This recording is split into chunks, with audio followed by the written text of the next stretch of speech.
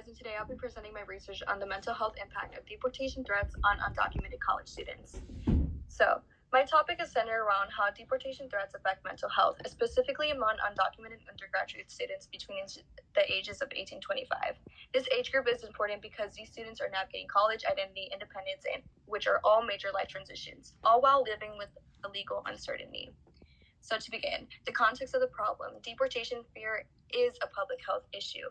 First, chronic fear of deportation creates a long-term psychological stress. This fear isn't just temporary, it's ongoing, so it builds the effects of mental well-being over time. Research links this fear to anxiety, depression, and emotional fatigue, according to Chat et al. 2019.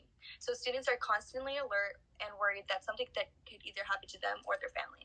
And this fear doesn't just come from the legal risk. It also stems from financial strain, discrimination, and hostile policy environments.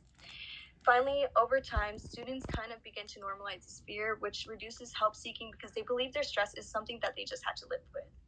And because of this, I developed 3 research questions. So, first, how does fear of deportation affect mental health among undocumented college students? What environmental and social determinants contribute to increased deportation-related stress? And how do campus environments and institutional support systems influence mental health outcomes? Next, I looked at the research findings to see what the literature says. The research shows that deportation anxiety leads to chronic stress and emotional exhaustion. Constant fear drains students' mentally and emotionally. Environmental and social conditions like discrimination and instability increase stress. The environment plays a major role, not only just the immigration status. And barriers such as stigma, mistrust, and confidentiality fears limit help seeking. Many students are worried about counseling services, oversharing their information, or fear that they might be judged.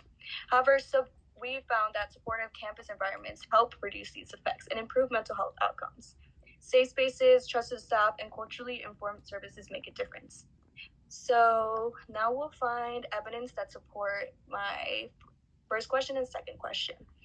So Salazar et al. 2024 found that students experience insecurity, microaggressions, and legal status-related stress. This shows that immigration uncertainty has a direct mental health impact.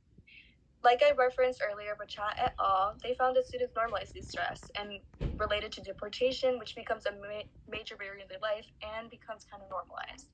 And Ian et al. Showed that unsupportive environments reduce help-seeking, while supportive ones encourage it.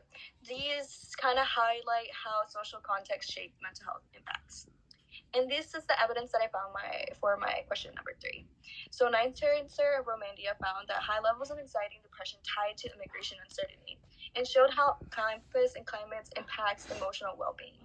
While Angelo 2016 found activism and community involvement increased empowerment and helped students engage emotional barriers.